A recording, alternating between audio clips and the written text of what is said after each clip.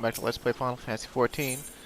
Let's continue on our merry way deep into the bowels of the Shroud.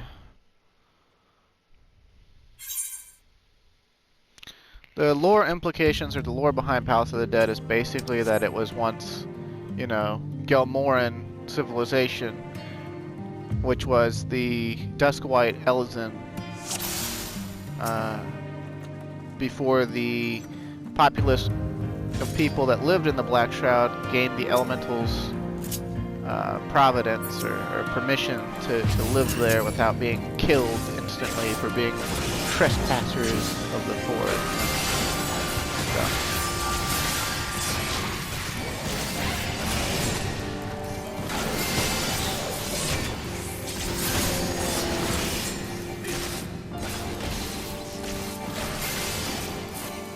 The one thing I still didn't do is I still didn't go get proper food. Goodness. It'll be okay. It's not so pivotal that, it'll really impact the run. Still got mustard eggs after all. A little bit of direct hit is better than none.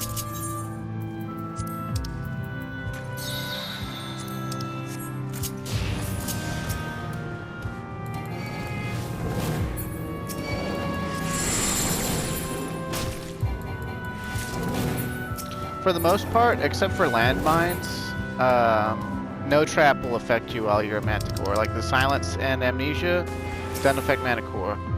You step on a toe trap, doesn't affect Manticore. Innervation will affect you, and that can be an issue.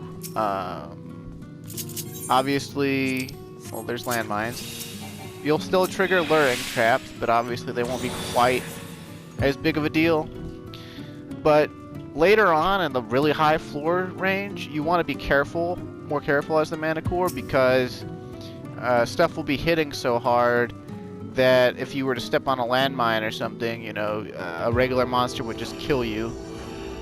And then, like, in these floor sets up to 100, as a Manticore, you could just like walk into a room of like 7 or 8 monsters, and you'd kill them all very easily before they killed you. But in the later floors, like 150 plus, if you try doing that, you'll just die. Like, you might kill like 2 out of like 4 or something, but they'll be hitting you so hard that you'll most likely just die. So you have to be careful and strategic, even with something as powerful as the Manticore Pomander.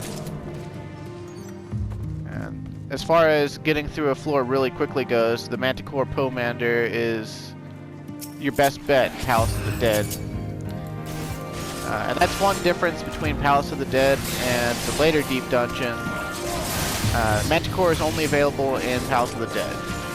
Heaven on High has Pomanders that are just as good and arguably better, in addition to Magicite. But they are different. They are ultimately different.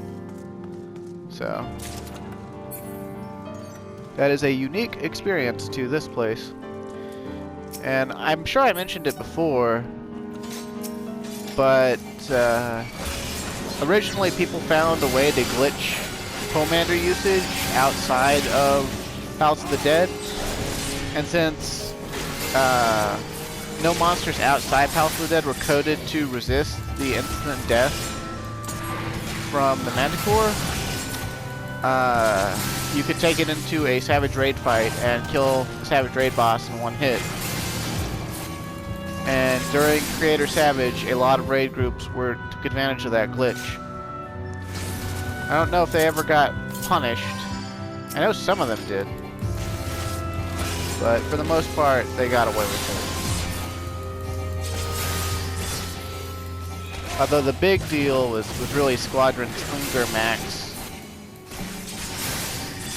And obviously some groups didn't want to use the Manticore. They still wanted to have to do mechanics and things. They just wanted to have really juicy fat parses on FF logs. So they used the Pomanders of Strength and Steel to have a ridiculous amount of damage and mitigation that you would never normally have in a raid setting.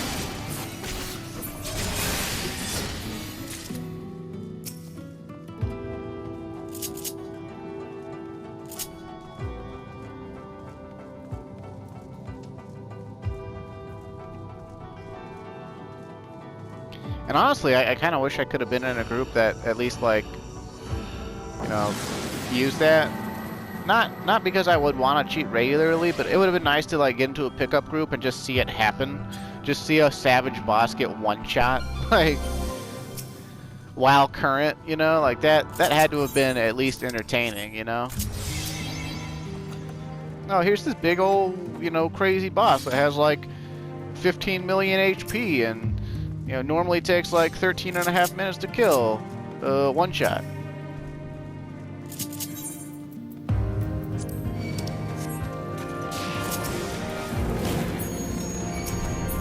Also keep in mind that some floors have knockback disabled, and what that means is that the enemies on the floor are immune to being killed in one hit by the mana core.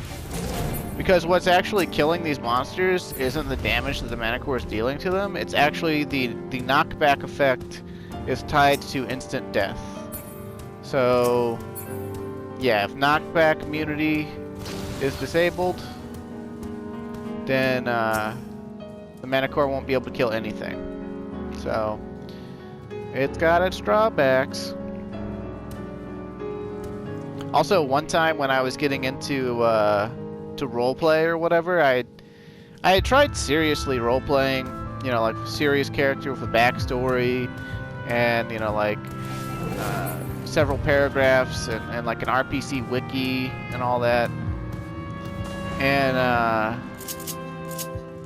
I was trying that out, you know, and the people I kept finding that actually wanted to roleplay with me kept trying to always turn the roleplay towards something sexual, which I was fine with, because, you know, I'm pretty sexual myself, but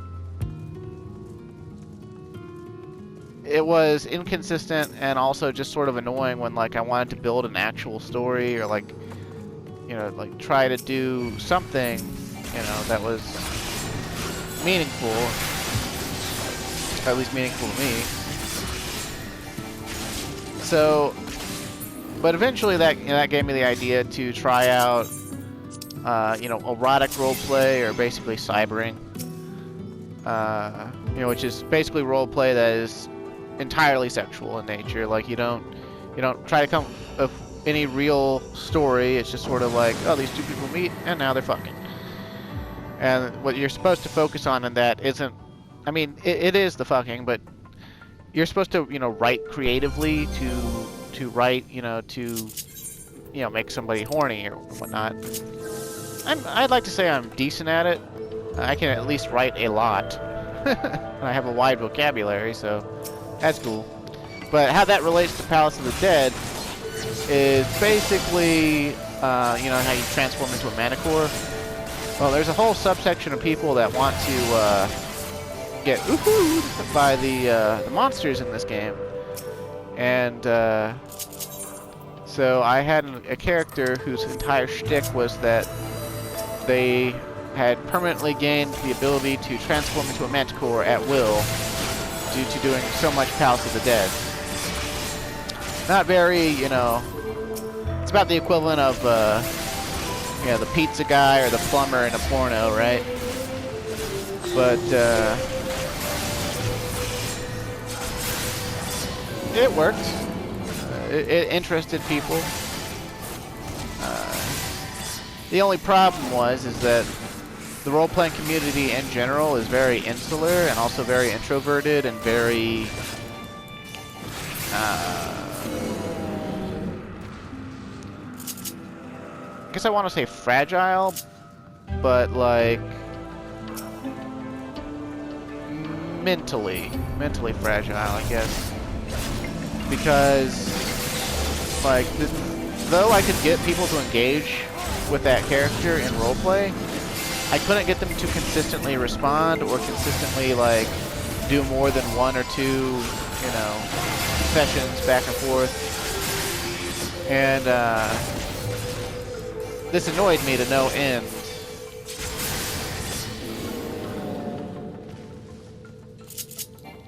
And I wasn't very tactful about letting, you know, the person that I was, you know, most interested in with that sort of thing know that, you know, that I was annoyed. I just pretty much, I got mad. I told them I was mad. And I just why is it too much to ask for you to respond regularly, etc., etc.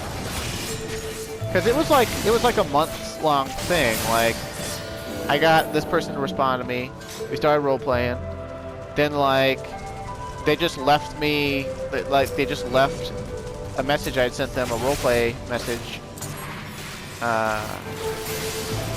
You know, this is outside of the game at this point, right? Like, because some role players, they take the roleplay, like, they look at your character in game, they get the roleplay idea, but then they take the actual roleplay outside of the game because they don't want to be limited by the. I think it's something like 200 characters you can put into a message in game or something. It might be more than that. I don't know the specifics. I could look it up, but either way, you know, instead of writing multiple messages, like they just would rather be able to, you know, write like 5 or 6 paragraphs in like a Word document or whatever, and then copy paste it into like, you know, a private message or something. So we've been going back and forth like this, and usually their normal response time was like about 3 days. And so I sent them a message, and they just didn't respond to it. Like, we'd had like five or so, you know, big long paragraph spiels back and forth, and then they just like stopped responding, and they didn't tell me why. They didn't tell me why at all. So, you know, first I sent them a message and was like, "Are you all right? Like, do you need, you know, like, are you having some busy life issues? Like, what's going on?" They didn't respond to that. I tried that again like 2 weeks later. And then eventually, like, I stopped bugging them, I guess, like,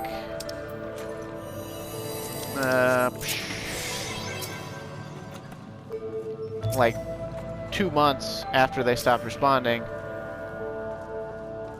Like, because, well, I guess not 2 months, maybe 3 months.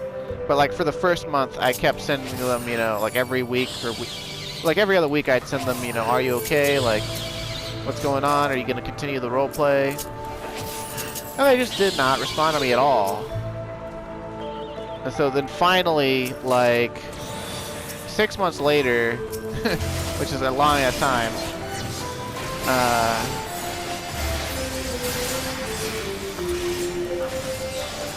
I sent them something that, like, where like I expressed my anger. I was like, "Hey, you know, you could at least tell me if you're all right, or if you're just like, if what I wrote bothered you so much that, you know, because sometimes roleplay, you know, like you can write some pretty weird, you know, shit, because like the person, you know, like they'll express that they're into that, and then you write it, and they're like, "Oh, I'm not into that," you know. But nope. All it turned out to be was they just were having a hard time mentally and didn't want to respond to anyone. And like, okay, that's nice and all, but it's been 6 months. You made me wait 6 months for like a response. Like,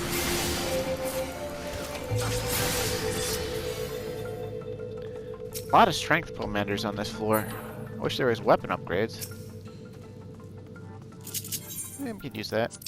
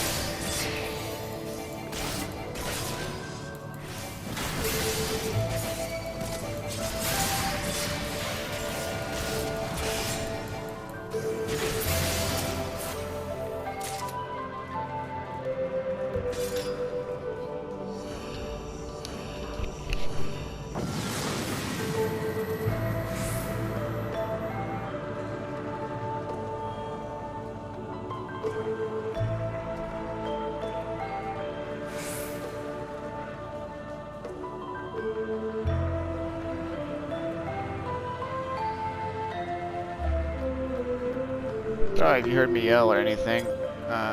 It's a family meal night sort of thing. Since my mom passed, my dad likes to try to still have like a family meal like once a week. And tonight's the night. And he told me 5:30, so... But then he was just bugging me about how, like, oh, it'll be ready in 15 minutes. It's like, that's not 5:30. That's 5:15. Like, could you not do that? But my family's never been good about being consistent with dinner time. It's always had some weird variance in time of like when I was a kid, when I was a teenager, it was super annoying, like trying to play the old Final Fantasy online and like work around dinner time, because dinner time was like a 2-hour window. It was like, it might be on the table at 5, it might be on the table at 7. Like, and when I was a kid, I absolutely had to adhere to dinner time. And you know, obviously, I don't have to adhere to this. But I'm going to, because, well, you know, I'd like to help my dad's mental state out. He has not been doing too hot since, you know, his wife, his girl, you know, his partner of 45 years, you know, had died. Obviously, she was my mom for 30 of them. Because I'm 30, you know.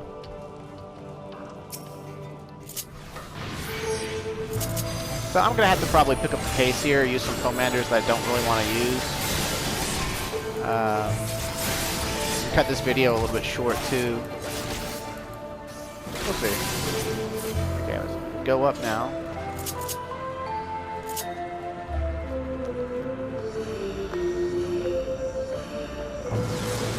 That's what I get for trying to make a 40-minute video when I had a full hour. I'm sure other people who record things have similar stories, right?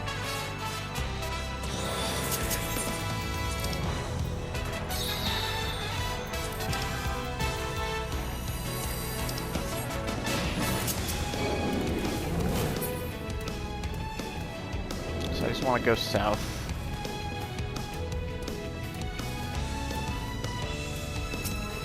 My girlfriend should get here soon, too.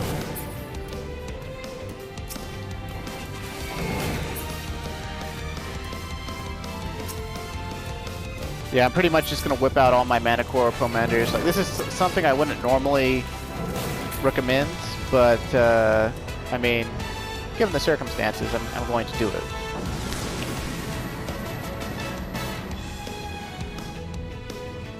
Think of it as a trial run for like the day that I get a really hard floor set later on, and like it comes down to the wire, down to the last minute, because that's when you'll start doing ridiculous shit like pulling out all the stops, so you start trying to go as fast as possible.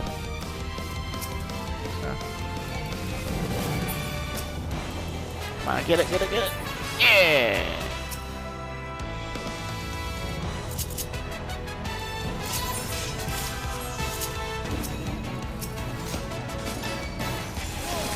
Kill this guy here.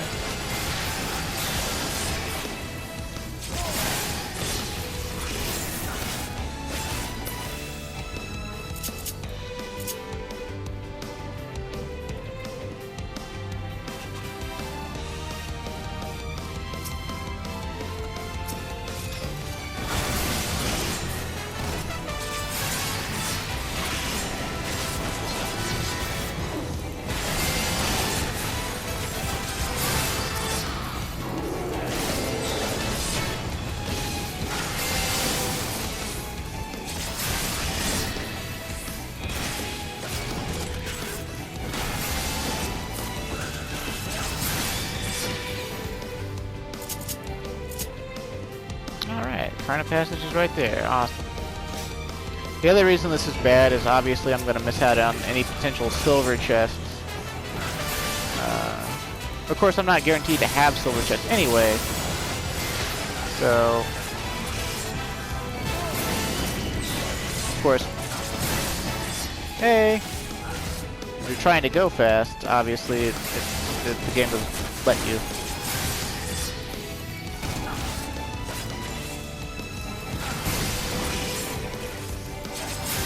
He said 5:30, but like he just came up here like 5 minutes ago and was like, "It'll be ready in 15 minutes. Help me set the table." And it's just like, dude, you said 5:30.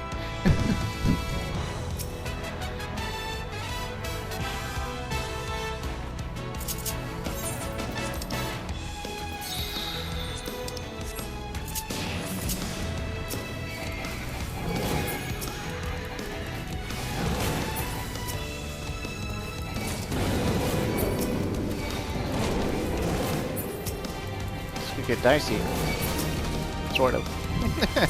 It's also just sort of fun seeing all these giant dinosaurs and these smilodons and whatnot.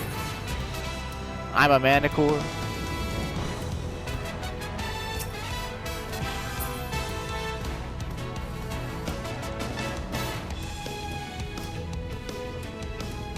And yes, I am recording right now, but obviously it's going to get cut short. But it's okay because as long as I get through with this whole floor set, then that's fine. That's the stage of the Let's Play I'm on now, is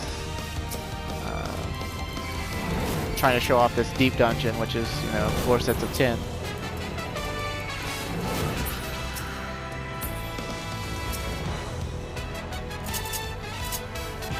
And we're on floor 69.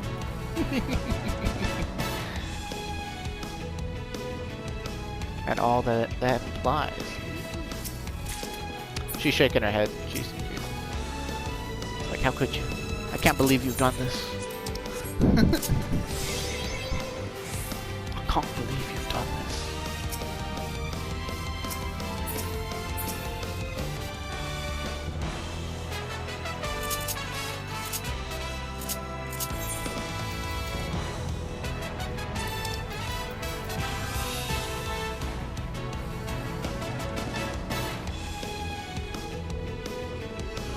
Come on, just go up. Just go up. Don't get aggro. Go up.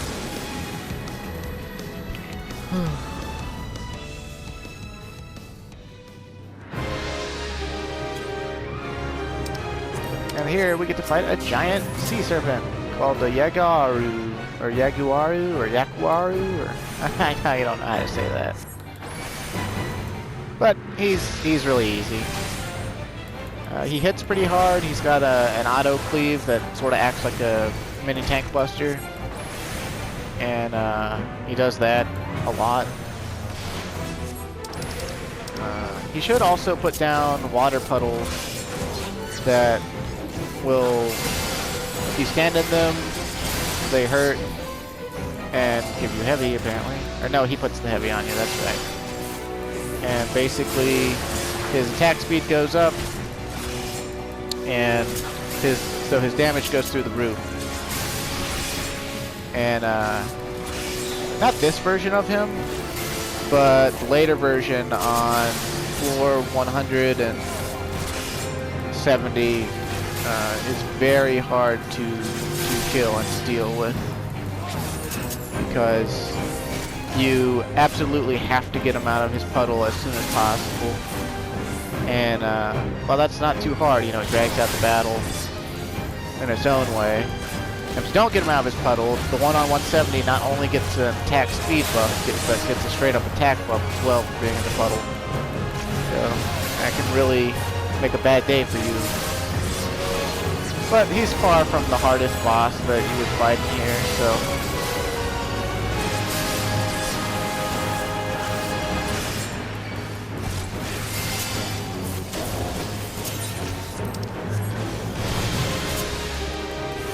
Just one of those things.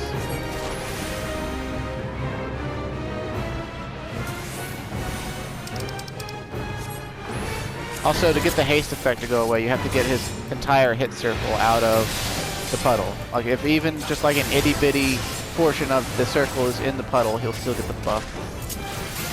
So.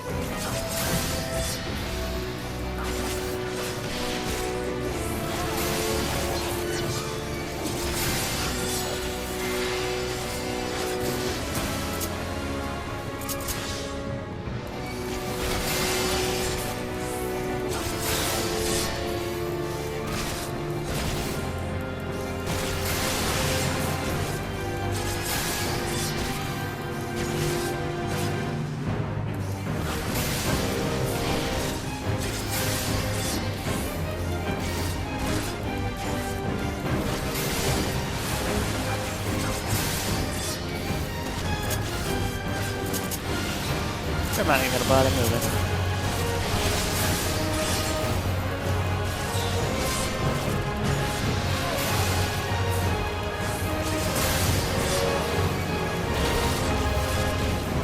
Snore.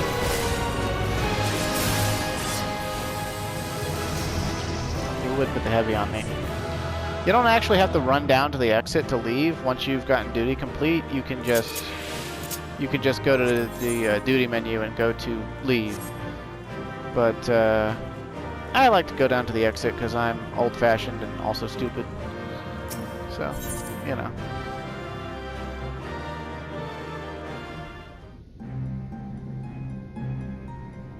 Here we are seeing the lava caves again. But even that experiment ended in failure. Such a pity. I could see even a little bit more of him. She was the key, and with the strength of her spirit, I would have flung wide the gates of truth. I would have discovered the means to escape death, immortality.